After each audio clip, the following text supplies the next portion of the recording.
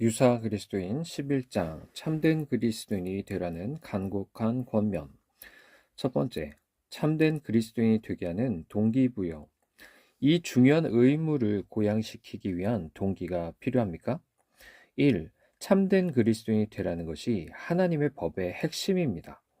참된 그리스도인이 되라는 건 하나님께서 명령하신 것일 뿐 아니라 하나님의 모든 계명이 지향하는 것입니다.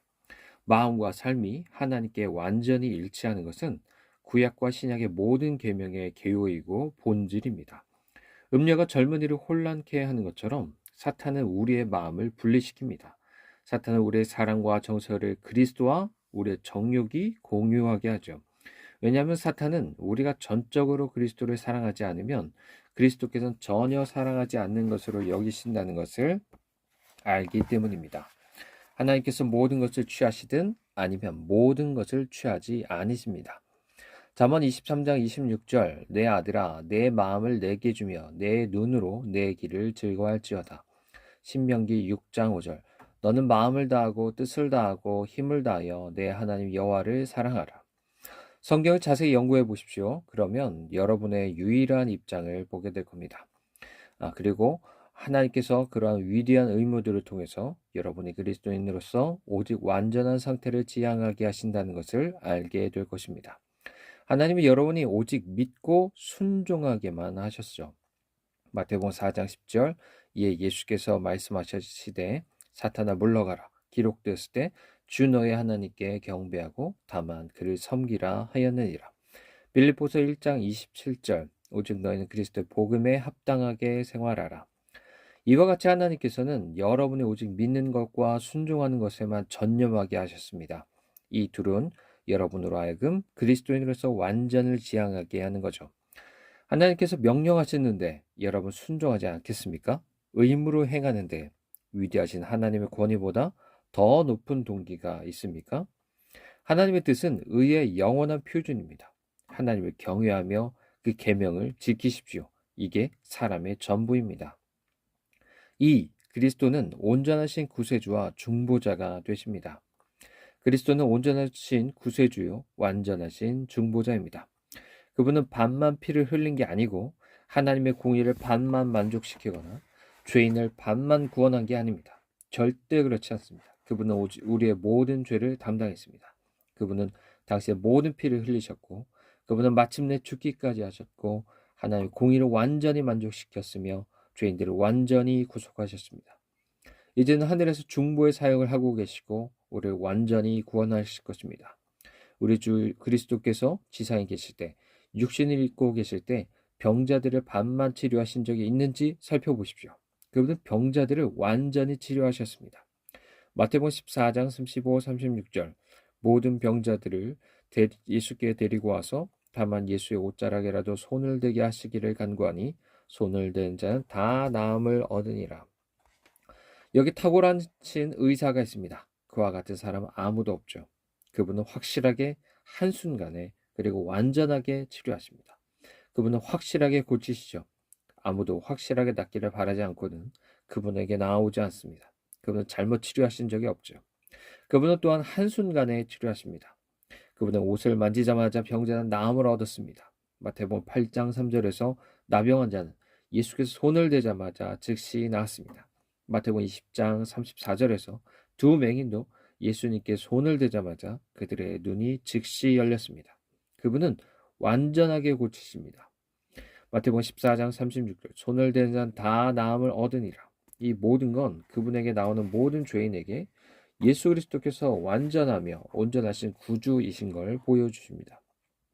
죄인들은 그분의 피로 치유를 얻게 되었음을 알게 될 것이고 그분의 의 안에서 의롭게 될 것이고 그들의 죄가 어떠하든지 모든 죄가 사함받았음을 알게 될 것입니다.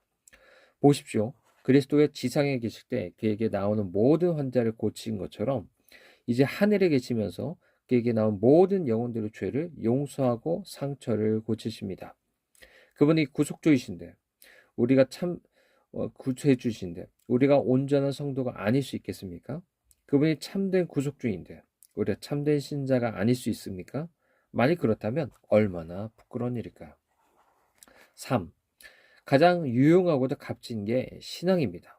우리가 참된 그리스도인이 되는 건 신앙으로 충분합니다. 왜냐하면 우리가 유익을 구하든 위로를 구하든 은혜로 모두를 얻기 때문입니다. 신앙은 유용한 것입니다. 유익이란 사람들이 움직이게 하는 효과적인 동기죠. 유용성은 세상이 숭배하는 신입니다. 고통 없이 유익을 얻을 수 있다면 무엇인들 하지 않겠습니까? 땅끝인들 달려가지 않겠으며 바다인들 가지 않겠으며 더위든 추위든 공정하게든 반칙으로든 폭풍 속이든 뙤약볕이든 밤이든 낮이든 유익을 얻을 수만 있다면 이 모든 것을 감수할 것입니다. 신앙만큼 유용한 것은 없습니다. 신앙은 우리가 취할 수 있는 가장 유용한 것이죠. 디모데전서 4장 8절 육체의 연단은 약간의 유익이 있으나 경건은 범사에 유익하니 금생과 내생의 약속이 있느니라. 경건은 큰 수입입니다. 경건을 따르기만 하면 가장 큰 수입을 가져다 줄 겁니다. 어떤 사람들은 세상적인 관점에서 신앙적입니다. 그런 사람들은 얻을 것이 없죠. 그러나 신앙적인 면에서 신앙적인 사람은 하늘과 땅에서 보상할 것이므로 잃을 게 없습니다. 왜냐하면 금생과 내생의 약속이 있기 때문이죠. 신앙의 유익이 그렇게 큰데도 그리스도인이 되지 않으려는 사람들이 세속적인 욕구로 많은 걸 얻고 있습니다. 그러나 참된 신자가 그리스도 안에서 하나님과 단한 시간의 교제를 통해 얻는 유익이 세상의 모든 유익보다 더 중요합니다. 갈레시우스 카라치올라 후작은 세상의 유익이 예수 그리스도와의 나눈 한 시간의 교제보다 더 가치 있다고 생각하는 사람들은 저주를 받을지어다 라고 했죠. 성경 어디에도 은을 발견하고 금을 얻은 자가 복이 있도다 라고 말씀한 곳이 없습니다. 은과 금은 성소의 저울로 달아볼 가치도 없고요. 그러므로 말씀하시기를 지혜를 얻는 자와 명철을 얻는 자는 복이 있나니 이는 지혜를 얻는 것이 은을 얻는 것보다 낫고 그 이익이 정금보다 낫다라고 했습니다. 여기서 지혜와 명철은 그리스도의 은혜로 이해해야 됩니다. 즉 하나님의 성령으로 해석해야 되는 거죠. 욥기 28장 28절 또 사람에게 말씀하셨도다. 주를 경외함이 지혜요 악을 떠남이 명철이니라. 상인 가운데 지혜와 명철을 거래한 자가 가장 부유한 사람입니다. 한 줌의 경건이 5빌의 금보다 더 값이 나가죠. 은혜 안에서 부유한 것보다 더 부유한 것은 없습니다. 자, 먼저 경건이 가장 필수적인 부라는 걸 얘기해 볼 텐데요. 다른 것은 그렇지 않습니다. 은도 금도 그렇지 않죠. 우리는 은과 금이 없이도 행복할 수 있어요. 그러나 오직 한 가지 필수적인 것이 있으니 바로 우리 마음속에는 예수 그리스도의 은혜입니다. 이걸 가지면 모든 걸 가진 겁니다. 이걸 원하면 모든 것을 원하는 거죠.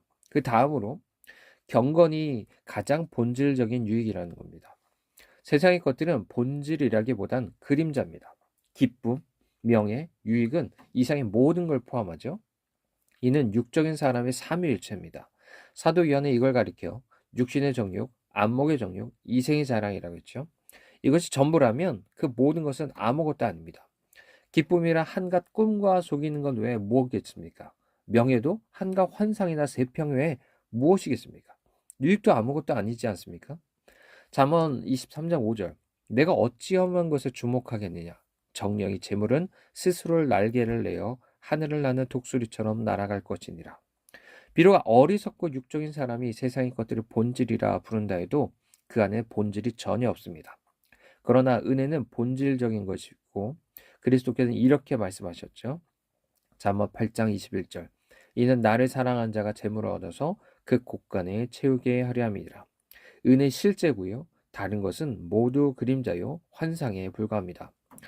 또한 경건이 가장 안전합니다.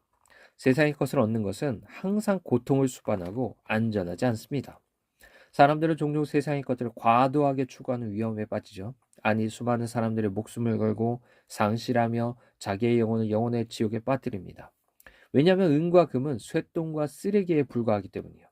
마태복음 16장 26절 사람이 만일 온 천하를 얻고도 제 목숨을 잃으면 무엇이 유익하리요? 그러나 경건의 유익은 영혼에 안전합니다. 참으로 경건이 없으면 영혼을 상실하죠. 경건을 얻지 못하면 구원을 받지 못합니다. 은혜가 없는 영혼은 잃어버린 바 되어서 멸망하게 됩니다.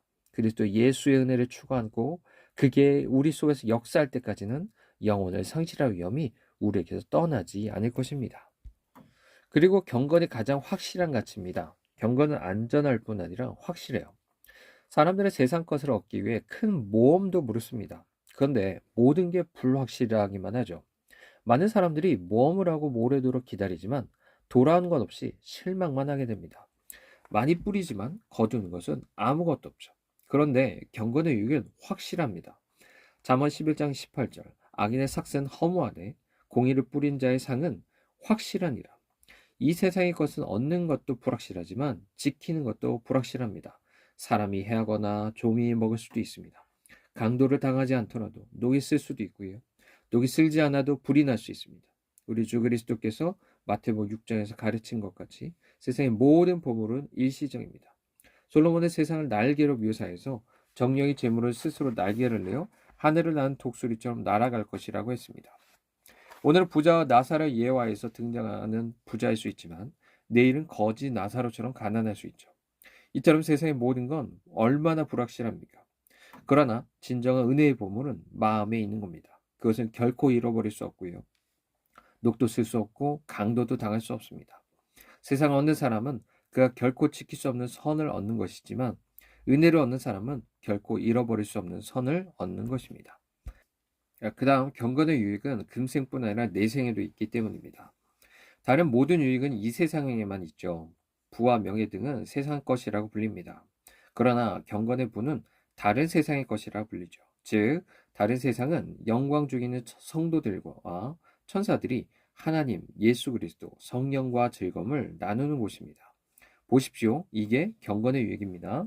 시편 149편 9절 기록한 판결대로 그들에게 시행할지로다. 이런 영광은 그의 모든 성도에게 있도다. 할렐루야. 마지막으로 경건의 유익은 지속적이며 영원합니다. 이 세상의 모든 것은 사라지죠. 기쁨도 사라지고 명예도 유익도 위로도 사라집니다. 성경은 대저 재물은 영원히 있지 못하나니 내가 눈 곳간에 들어갔었느냐라고 말씀합니다. 그레고는 이 말씀을 보고 세상 보물 창고는 눈 보관 창고다라고 했습니다. 어린이들이 얼마나 수고해 눈을 모으고 굴려서 눈사람을 만듭니까? 그러나 만들자마자 햇볕에 녹아 없어지고 맙니다. 이게 세상 보물을 눈이라고 하는 이유죠. 죽음과 심판이 이르면 그것은 녹아 사라지고 흔적도 없어집니다. 잠언 11장 4절 재물은 진노하시는 날에 무익하지만 공의는 죽음에서 건져내니라. 여러분은 경건의 유익을 살펴봤습니다. 그 유익을 살펴봤다면 이제 참된 그리스도인이 되는 것이 신앙 안에서 충분하다는 사실을 알게 되실 것입니다. 4. 최선의 안위가 신앙입니다. 안위를 원하신다면 신앙이 가장 안위로운 겁니다. 은혜와 경건의 안위에 비교할 수 있는 안위는 없습니다. 자, 첫 번째, 세상이 주는 안위는 헛되고 일시적입니다. 세상의 안위는 외적일 뿐인 거죠. 그것은 피부 껍질 두께밖에 되지 않습니다. 성경 웃을 때에도 마음에 슬픔이 있고 라고 말하죠. 그러나 경건으로부터 흘러나오는 안위는 내적인 안위요 영적인 기쁨입니다. 그것을 마음의 즐거움이라고 하는 거죠. 자, 시편 4편 7절을 보면 주께서 내 마음에 두신 기쁨은 그들의 곡식과 새 포도주가 풍성할 때보다 더하나이다. 다른 기쁨은 이마를 스쳐갈 뿐이지만 이 기쁨은 가슴을 가득 채웁니다. 둘째, 세상의 안위는 지상의 샘 근원에서 나옵니다. 세상의 안위의 샘은 피조물에게 있습니다. 세상적으로 누리는 것입니다. 그러므로 세상의 안위에는 진액이 섞여 있습니다. 불결한 샘은 생수를 낼 수 없죠. 그러나 영적인 안위는 높은 곳의 샘 근원을 가지고 있습니다. 경건에 따르는 안위는 그리스도 안에서 하나님의 사랑을 나타내심으로부터 흘러나옵니다. 보혜사요 안위자이신 마음속에 계신 복되신 성령의 사역으로부터 흘러나오는 겁니다. 그러므로 성도의 안위는 순수하며 혼합되지 않은 안위입니다. 왜냐하면 순결한 샘으로부터 흘러나오기 때문입니다. 셋째, 세상의 안위는 빨리 시들며 덧없습니다. 성경은 악인이 이긴다는 자랑도 잠시 후 경건하지 못한 자의 즐거움도 잠깐이니라 라고 말합니다. 솔로몬은 이것을 솔 밑에서 가시나무가 타는 소리에 비유했습니다. 이는 불꽃에 불과하여 쉬 사라져버리죠. 육적인 마음의 안위는 이와 같습니다. 그러나 경건이 주는 안위는 지속적이고 언제까지나 함께합니다. 요한복음 16장 22절 지금은 너희가 근심하나 내가 다시 너희를 보리니 너희 마음이 기쁠 것이요 너희 기쁨을 빼앗을 자가 없으리라. 이 경건이 주는 안위는 꾸준하며 영원합니다. 그것은 우리가 사는 동안에도 함께하며 죽음 앞에서도 함께하고 죽음 이후에도 함께합니다. 1. 경건이 주는 안위는 우리가 사는 동안 함께합니다. 은혜와 평강은 함께하죠. 이 경건은 필연적으로 안위와 평강을 갖고 옵니다. 의의 효력은 평강이죠. 초기 그리스도인에 대해 이렇게 말하죠. 사도행전 9장 31절 그리하여 온 유대와 갈릴리와 사마리아 교회가 평안히 하여 든든히 서가고 주를 경외함과 성령 위로로 진행하여 수가 더 많아지니라. 종교적 의무를 바르고 신실하게 행하면 영혼에 어느 정도 안위가 찾아옵니다. 성경은 이것을 지킴으로 상이 크니이다 라고 하죠. 계명을 지키기 위해서만이 아니라 계명을 지킴으로 말미암입니다. 모든 의무도 꽃처럼 달콤함과 신선함을 가져옵니다. 반론, 성도와 신자보다 더 낙심하며 우려하는 사람이 누굽니까? 그들의 삶은 더 고달프지 않습니까? 그들의 입에는 세상 사람보다 더 많은 불평이 있지 않습니까? 경건과 기독교의 상태가 넘치는 안위의 상태라면 그들은 왜 그렇죠? 응답. 저는 하나님 백성들에게도 때론 안위가 없을 수 있다는 사실을 인정합니다. 그들도 빛이 전혀 없는 어둠 속을 다닐 수 있죠. 그러나 그것은 경건의 산물이 아닙니다. 은혜는 그와 같은 열매를 맺지 않죠. 그러한 문제는 세 가지 요인이 있는데요. 내적으로는 죄 때문이고 외적으로는 하나님의 버리심과 사탄의 유혹 때문입니다. 먼저 내적인 죄가 원인일 수 있어요. 하나님의 성도는 전적으로 영도 아니고 육체도 아닙니다. 즉 전적으로 은혜만 있고 죄가 전혀 없는 것도 아니죠. 그들은 서로 상반된 원리들로 구성되어 있습니다. 하나의 마음의 빛과 어둠이 있는 거죠. 하나의 의지에 죄와 은혜가 있고요. 하나의 정서에 육적인 것과 영적인 것이 있습니다.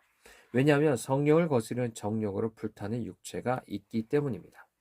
주님께서도 신자가 이런 정욕에 사로잡힌다는 것을 알고 계시죠. 또 바울 사도도 자신에 대해 이렇게 고백했습니다. 로마서 7장 21절 23절 내가 한 법을 깨달았노니 곧 선을 행하기 원하는 나에게 악이 함께 있는 것이로다. 내 지체 속에서 한 다른 법이 내 마음의 법과 싸워 내 지체 속에 있는 죄의 법으로 나를 사로잡는 것을 보는도다. 여러분이 아는 것처럼 이것이 그 영혼의 평화를 깨뜨리고 그 영혼의 고통과 불만을 채웠습니다. 오라 나는 곤고한 사람이로다. 이 사망의 몸에서 누가 나를 건져내랴. 이와 같이 하나님의 백성의 평안을 방해하는 건 바로 죄입니다.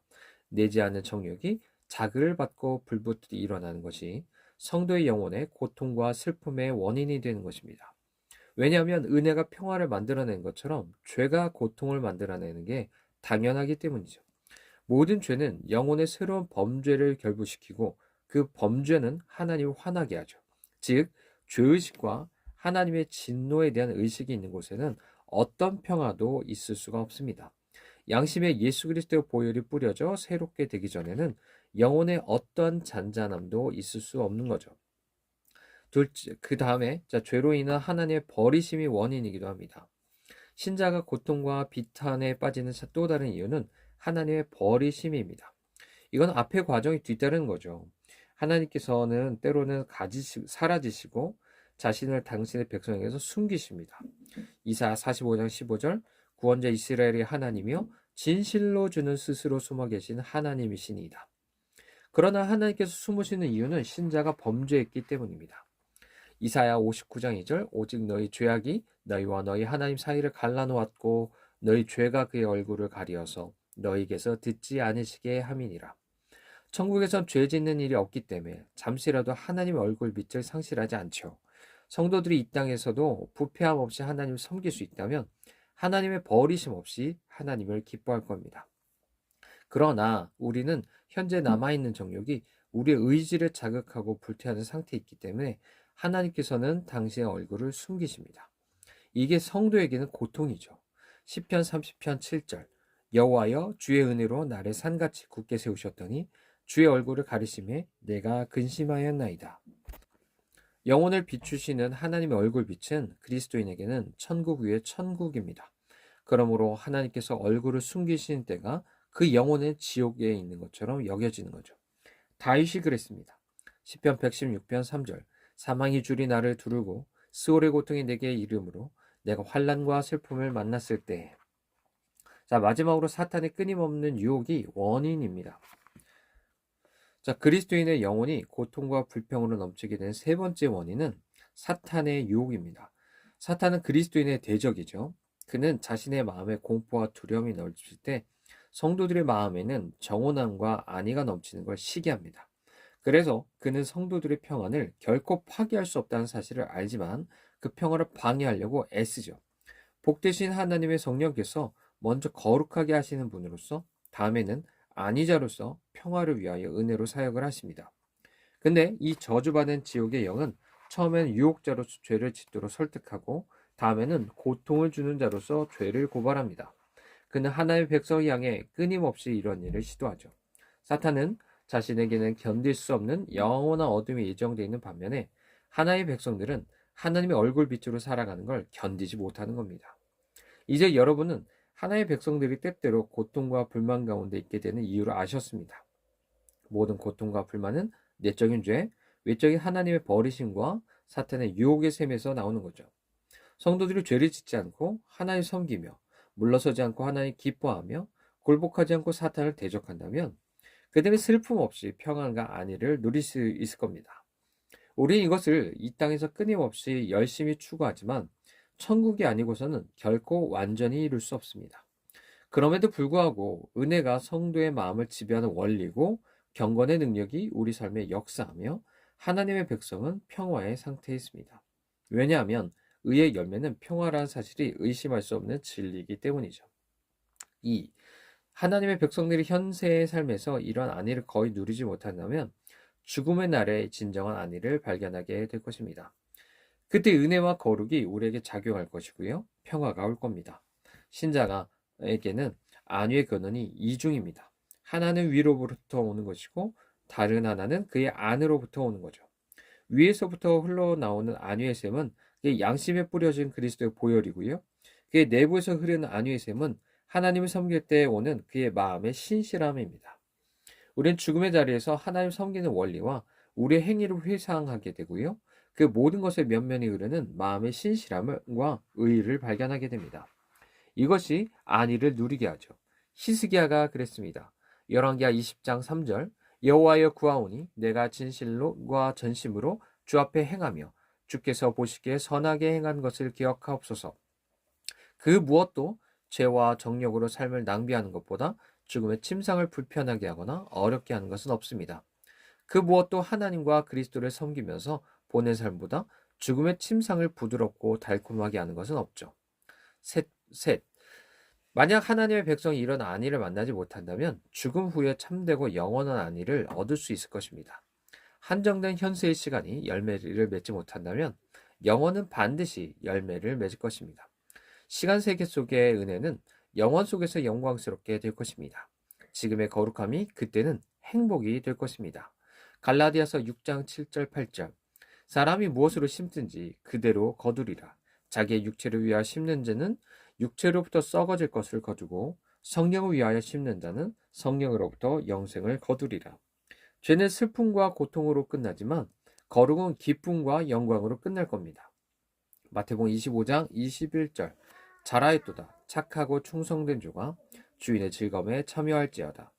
누구든지 이 세상에서 그리스도의 은혜에 참여하는 사람은 오는 세상에서 그리스도의 기쁨에 참여할 겁니다. 그리고 그 기쁨은 말할 수 없는 영광스러운 즐거움이 될 겁니다. 보십시오. 여기 경건의 열매가 있습니다. 이제 저는 유익을 구하든지 안위를 구하든지 신앙으로 충분하지 않다고 말하는 자에게 철저한 그리스도인이 되라고 말씀드립니다. 자, 큰 오입니다. 세상 사람들도 온 마음으로 정욕과 죄를 섬깁니다. 사악한 사람들은 자신의 정욕에 전적으로 복종하는데 왜 우리는 주 그리스도께 그렇게 하지 않습니까? 그들은 죄의 즐거움에 자신을 무조건 맡기는데 왜 우리는 하나님 섬기는 일에 우리 자신을 들이지 않는지요? 그들은 철저한 죄인입니다. 그렇다면 우리는 온전한 그리스도인이 되어야 되지 않을까요? 그들은 자신의 정욕을 따라가며 머뭇거리지 않는데 왜 우리는 그리스도를 섬기는 일에 머뭇거립니까? 부패의 종들은 전적이며 영속적인 헌신의 표로 죄의 문설주에 자기의 귀를 못 박는데 왜 우리는 그리스도께 영원히 우리 자신을 그분의 것으로 드리지 않는지요? 그들은 지옥과 사망의 언약을 맺는데 왜 우리는 잊을 수 없는 영원한 언약으로 하나님과 연합하지 않는지요? 그들은 자신의 영혼을 지옥에 떨어뜨리기 위해서 우리가 우리 영혼을 구원하기 위해 겪는 것보다 더 큰 아픔도 감수하지 않습니까?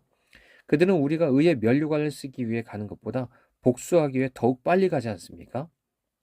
영원히 구원받는 것과 영원히 멸망하는 것, 여러분은 어느 것이 더 낫다고 생각합니까? 하나님과 사탄, 그리스도와 정욕, 여러분 누가 더 선하신 주인이라고 생각하십니까? 저는 여러분이 그리스도의 편에서 결정하시리라는 걸 알고 있습니다. 그렇다면 여러분은 다른 사람들이 온 마음으로 자신들의 정욕을 섬기는 것 같이 마음을 다해 그리스도를 섬겨야 됩니다.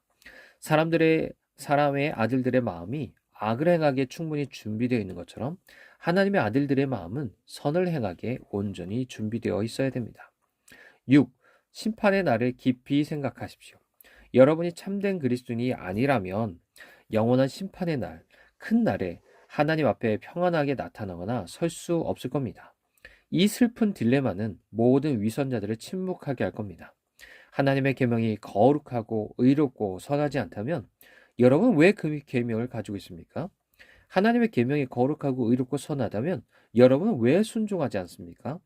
예수 그리스도께서 정말 가치가 있다면 왜 그분께 신앙을 고백하지 않습니까? 과연 그분이 그렇게 가치가 있다면 왜 그분께 붙어 있지 않고 그분께 가까이 나가지 않습니까? 교회 예식이 영혼을 변화시키며 구원하기 위해 제정된 게 아니라면 여러분은 왜 여기 앉아 있으며 예식을 행하고 있습니까? 교회의 예식이 과연 영혼을 변화시키고 구원하기 위해 제정된 거라면 여러분은 왜 그 권능에 의탁하지 않습니까? 신앙이 선하지 않다면 여러분 어찌하여 신앙을 고백합니까? 신앙이 선하다면 여러분 왜 그것을 실행하지 않습니까? 마태복음 22장 12절 친구여 어찌하여 예복을 입지 않고 여기 들어왔느냐? 결혼식이 아니면 어찌하여 초대를 받습니까? 결혼식이라면 어찌하여 예복을 입지 않았습니까? 저는 위선적인 신앙 고백자들에게 그날에 무엇이라고 답변할 것인지를 물어보고 싶습니다. 여러분에게는 하나님의 의로우신 심판의 날에 변명의 기회가 전혀 없습니다. 예복을 입지 않는 사람들은 그리스도께서 오셔서 살피실 때 아무런 할 말이 없다고 했습니다. 은혜 날에 은혜가 없던 사람들은 심판의 날에 할 말이 없을 겁니다. 그리스도께서 연합할 마음도 없이 그리스도를 주라 고백했다면 우리의 영혼은 용서받을 수도 없고 저주를 피할 수도 없으며 그것을 견딜 수도 없을 것입니다. 이상의 교훈들은 신앙의 의무들을 더욱 강조하는 동기들입니다. 하나님께서 여러분의 마음과 양심을 평안케 하시고 이제는 한순간도 순종하다가 그만두는 경우가 없다면 여러분은 참된 그리스도인일 것입니다.